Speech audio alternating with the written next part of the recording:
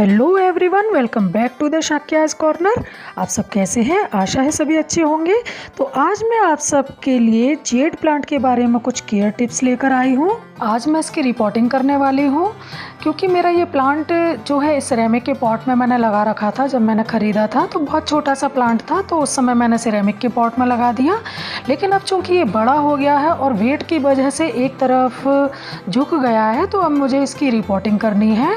और इसका root ball भी बहुत बढ़ गया है पहले से, तो इसकी आज मैं रिपोर्टिंग करूँगी। और ये प्लांट जो है बहुत ही सुंदर प्लांट होता है और सक्लेंट फैमिली का प्लांट होता है। ये सक्लेंट फैमिली के प्लांट्स वो होते हैं जिनकी की लीव्स बहुत मोटी मोटी सी होती हैं, जिनमें कि पानी स्टोर रहता है। तो ऐसे प्लांट्स जो हैं सक्लेंट फैमिली के कहलाते हैं। तो इसी प्लांट के बारे में आज आपसे बात करूंगी कि इसकी हम किस तरह से केयर करें। तो चलिए वीडियो शुरू करते हैं। तो ये मेरा जो प्लांट है इधर से साइड से बिल्कुल झुका हुआ है। वेट इतना बढ़ गया था इसमें कि प्लांट जो पॉट है बहुत छोटा सा है और प्लांट मेरा बहुत बड़ा हो गया था, तो इस वजह से एक तरफ झुक गया था ये। और शुरू में मैंने इसका ज़्यादा ध्यान नहीं दिया, तो नहीं तो इसको मैं कोई सपोर्ट दे देती, लेकिन अब मैं इसको रिपोर्ट कर रही हूँ। तो यहाँ पर मैंने अपना एक पुराना ही मेरा पॉट था, उसकी ही सॉइल मैं यहाँ पर ले रही हूँ। तो ये मेरा लिली का प्लांट था और इसकी जो है बल्ब इसमें थे अभी, तो हुआ क्या कि वो प्लांट ख़राब हो गया था। तो ये मेरा प्लांटर ऐसे ही रखा हुआ था, तो मैंने सोचा चलिए इसी में लगा दे रही हूँ। लेकिन उसमें नीचे बल्ब भी निकले हैं, तो वो मैंने निकाल दिए हैं, तो उनको मैं दूसरे प्लांटर में लगा दूँगी उन बल्ब्स को। तो अब यहाँ पर मैं पहले इसको सिरेमिक पॉट से निकाल रही हूँ। अब चूँकि ये मेरी मिट्टी इसकी सूखी हुई है, तो थोड़ी निकालने में इसको प्रॉब्लम हो रही थी, तो इसलिए मुझे दोनों हाथों से इसको हिलाकर निकालना पड़ा। तो इसके लिए मैं यहाँ पर इसकी जो नीचे की जो रूट बॉल है उसको थोड़ा मैं इसकी मिट्टी को झाड़ लूँगी और रूट्स को ओपन कर लूँगी, क्योंकि ये सारी रूट्स उसमें बिल्कुल जकड़ी हुई हैं। तो इसको रिपोर्ट करते समय फिर ये ठीक नहीं रहेगा और नई सॉइल में ये ढंग से मिक्सअप नहीं हो पाएगा।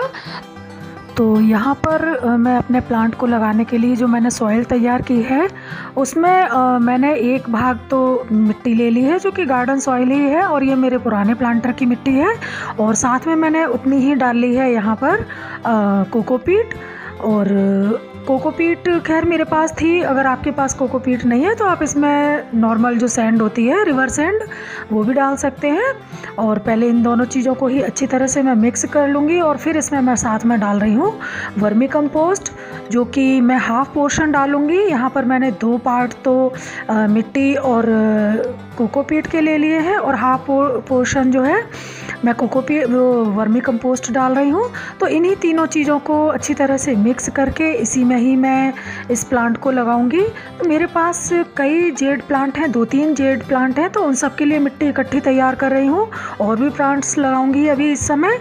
अब यहाँ पर मैं मेरा ये पुराना ही पॉट है, उसी को मैं यूज़ कर रही हूँ। तो यहाँ पर अब बस मैंने मिट्टी डाल दी है नीचे। एक टुकड़ा रखा था, तो उसको रख कर मैंने यहाँ पर अभी इसको, ये प्लांट मेरा चूँकि टेढ़ा हो गया था, तिरछा हो रहा था, तो इसको अब मुझे सीधा करके लगाना है, क्योंकि अगर मैं उसी कंडीशन में लगा दूँगी तो ये फिर से टेढ़ा रहेगा।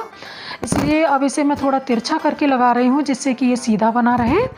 तो यहाँ पर मैंने इसको तिरछा करके रख लिया है थोड़ा सा, और अब इसमें बस मैं ये मिट्टी डाल दूँगी। तो इसमें रिपोर्टिंग के लिए कुछ खास नहीं करना है। अच्छा, रिपोर्टिंग के लिए मैं आपको कुछ टिप्स देती हूँ कि रिपोर्टिंग आप इसकी बहुत जल्दी ना करें।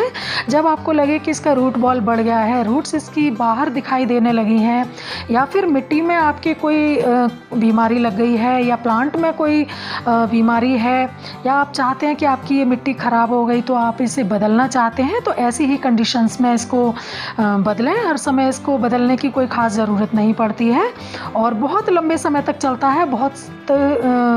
इसकी जो रूट्स हैं बहुत स्लोली बढ़ती हैं, तो बहुत टाइम बाद इसका रूट बॉल बड़ा होता है, तो इसलिए बहुत जल्दी इसको रिपोर्ट करने की ज़रूरत नहीं पड़ती है। तो यहाँ पर मेरा जो ये प्लांट है अब बस रिपोर्ट हुआ जा रहा है।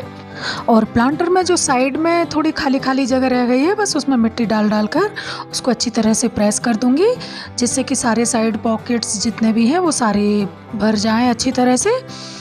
और इस तरह से मेरा ये एक प्लांट लग गया है। और अब मैं यहाँ पर जो मेरा एक दूसरा जो प्लांट है जो कि मैंने एक मिट्टी के पॉट में ही लगा रखा था, लेकिन वो बहुत छोटा था वो भी, तो उसे मैं अब फिर से वही पुराने जो मेरा सिरेमिक का प्लांटर है उसी में ही बस लगा दे रही हूँ।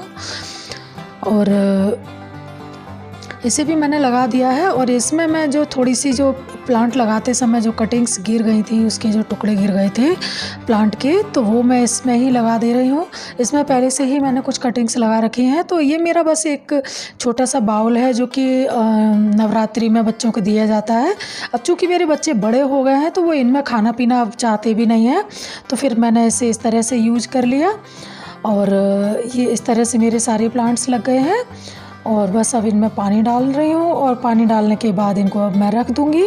तो अब मैं इनके लिए केयर के कुछ टिप्स बताऊँ तो इनमें पानी भी हमें इतना ही डालना चाहिए कि बस बॉटम से नीचे निकल जाए, और बार बार पानी ना डालें, क्योंकि बार बार पानी डालने से इनमें पानी जब निकल नहीं पाता है तो इनकी जो रूट्स हैं वो गलने लगती हैं और प्लांट बिल्कुल ख़राब होने लगता है, और इसके लीव्स जो हैं वो झड़ने लगती हैं नीचे, तो बिल्कुल प्लांट ख़राब हो जाता है। तो इसमें पानी का ध्यान रखना चाहिए। और इसमें पानी बहुत कम ज़रूरत पड़ती है पानी की।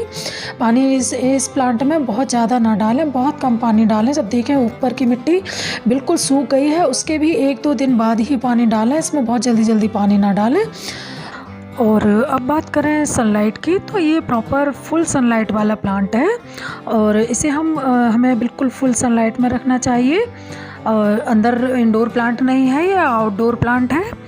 और अगर हम सोचते हैं कि हमें इसे डेकोर करना है तो अंदर अगर हम इसे रख भी रहे हैं तो इसे वीक में कम से कम 1 या 2 दिन के लिए बाहर बिल्कुल रखा छोड़ दें, बिल्कुल धूप में, और इसे पूरी धूप लेने दें।